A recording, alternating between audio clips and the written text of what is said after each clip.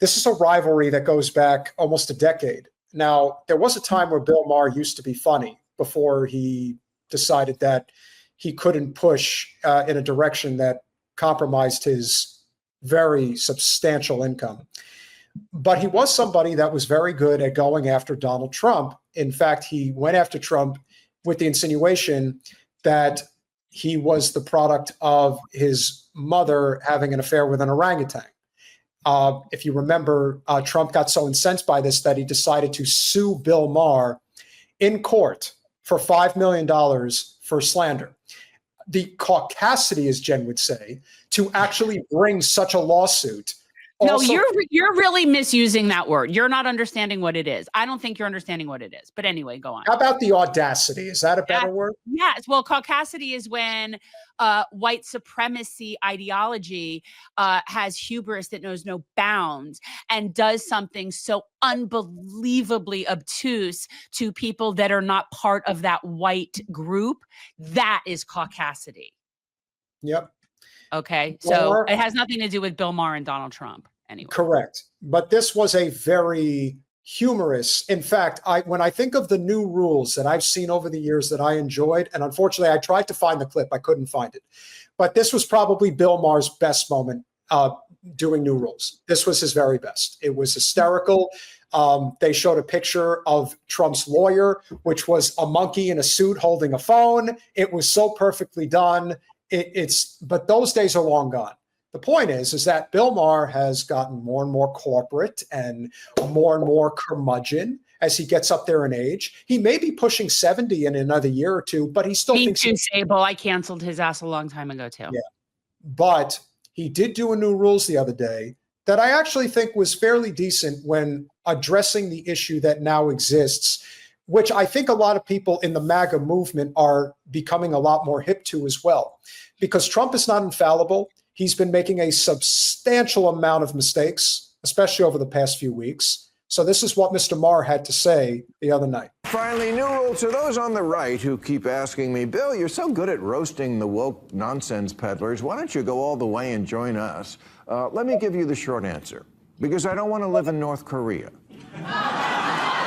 Republican Congressman Addison McDowell wants to name Dulles Airport after Trump. It'll be like other airports, except the international terminal only has departures. Yeah, the Kennedy Center is not something I really care a lot about, but I do care that an American president doesn't see anything wrong with him personally taking it over, or that his communications director, Stephen Chung, said it was justified because Trump, quote, is a virtuoso and is... This is so ridiculous, though. And his musical choices represent a brilliant palette of vibrant colors when others often paint in pale pastels. Wait. Is this serious? Like Trump is doing something with the Kennedy Center honors? Yeah. Yeah. Okay, let me explain the levels on which this pisses me off for so many reasons.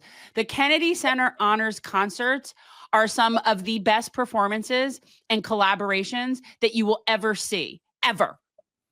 So if he does something that screws with that, I'm going to be like beyond. Like that's how you get to see things like Heart do Stairway to Heaven and just some really cool stuff. When I think about the worst aspects of Donald Trump and the things that he's done, and why I really think his legacy in many ways will never not be tarnished when it comes to how he handled himself in the White House. He has denigrated basically all forms of artistic expression since he's been in power. But yet he had a problem with that portrait of himself, which is so funny to me. You see, if Colin was here right now, I would say, Colin, could you please bring up that? So the funny thing is that he obviously had an issue. I forget which state it was or what organization or what was it that had this portrait of Trump, and he said it was such an unflattering picture. Maybe what they should have said is, well, maybe if you didn't cut all of our arts funding, we would have been able to do a better job. That would have been the best response, because not only has he cut all the arts funding, but I've often said, maybe the blackest mark on Trump in terms of being the commander-in-chief. Do you know he's the only president who's never had a dog in the White House? The only one. And I find that very. It's disturbing. But you and I kind of think it's disturbing for people that not to have dogs. Well, even if he isn't really a dog person, it's like it's tradition. This is tradition that goes back to Washington, and he decided to break it. I ain't throwing you any curveballs here, President Trump, but if I were you, I would have a dog. And if I were you. But the fact is, this is not the person that should be in any way like crowning himself king of the arts. Well, not only that, but think about the butt kissing, the booty licking, the fact that Trump has already come out and suggested that he will look into the possibility of running for a third term. Where are the defenders at the gate who will say, no, we don't have a king? The reason we have a king, the reason we're sitting in this predicament that we're in right now, because Trump is acting like a king, let's be honest. And the biggest reason he is because we're stuck in a two-party clusterfuck of a system that has one party that is basically dead and isn't capable of actually fighting back because they're just as corporate bought and owned as the party that's now in power. It's all fake outrage. It's not real. That's all they do. This is the resistance. This is the what the Democratic Party has deemed good resistance to what they claim is fascism. And keep in mind, Judith Pierre, Katie Porter has already made it crystal clear. And herein is the problem. Crystal clear that if Kamala Harris gets in the race, she's out. She will just drop out. What is the point of running? Especially in a state with jungle primaries. Or in a state like California. It's one thing if you're running statewide in Massachusetts. You're running statewide in California. You know what kind of money and effort and absolute commitment it takes to do something like this? You're going to be running for 4 or 5 months, and all of a sudden Kamala is going to get in at the end of the summer, and you're just going to pack up your tents. What are you going to say to the people that invested all that time, money, and effort to help you? The Democratic Party is dead, and that is why Trump is able to wield power like a king. We'll continue. And don't get any in your hair. Introduced to make Trump's birthday a holiday and put him on currency and Mount Rushmore. This is not what we do here, guys. He's still in office, for God's sake. Can we see how it turns out before we put him on a stamp? And why? Obama got a peace prize before he started drone bombing people. That's a great point. But you just know that Trump, if he's going to have a stamp, it's going to look something like that. Oh, my God. At Trump's speech this month to a joint session of Congress, he claimed the government had spent $8 million making mice transgender. It did not. The $8 million was for transgenic mice, mice that were being genetically modified to study how hormone treatments affect human health. We were splicing their genes, not making them compete in women's sports. Transgender mice is crazy, but it's not crazier than 1,000 other things that our government has funded over the years, like developing origami condoms or studying why chimps fling their feces, okay? No, what's worrisome about it is that nobody around the president would dare tell him that transgenic is not transgender. It makes you think that if Trump came down one day and his fly was open, Republicans wouldn't tell him. They'd just start showing up with their fly open. Which that I comes into actually America, agree with. Suddenly saying to our closest friend in the world, you know what? Fuck Canada for no particular reason. Why was that Tom Cruise thing up there? Well, what they're talking about is that the cult-like behavior of the people around Trump has gotten so bad that it's reminiscent of what it's like being in the Church of Scientology. Oh, I still don't like that they put up the daughter, though. That kind of was. Well, Tom Cruise apparently has no relationship with his daughter that he had. Correct, because she wants nothing to do with him. That's her choice. That's why it bothers me that they would even show her. Mind your business. No, they didn't show her. They just showed him. No, they showed a picture of her. No, that was him. Wasn't that her behind him? No. It was like both. All right, go. We don't have to see it again. I thought it was showing yeah. The fact that we feel that we have to antagonize Canada, it's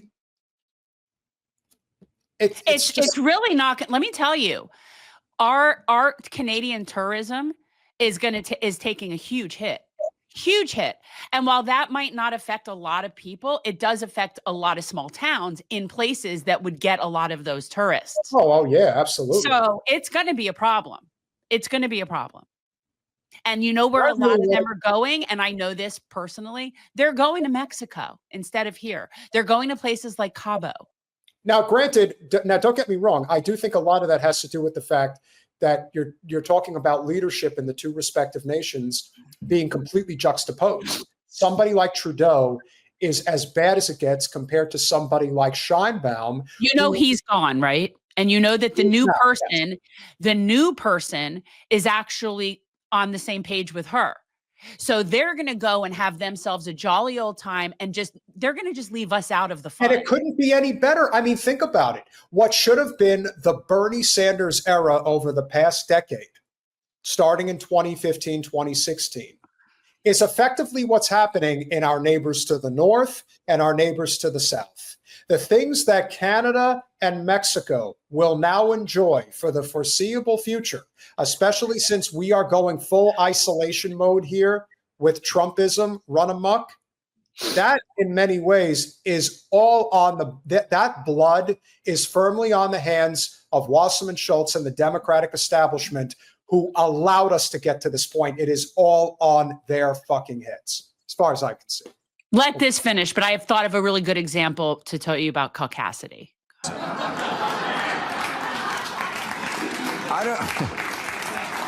I don't know for sure where Jesse Waters of Fox News stood on invading Canada 12 weeks ago, but I'm guessing it wasn't on his mind at all. But now his message for Canada is, the fact that they don't want us to take them over makes me want to invade.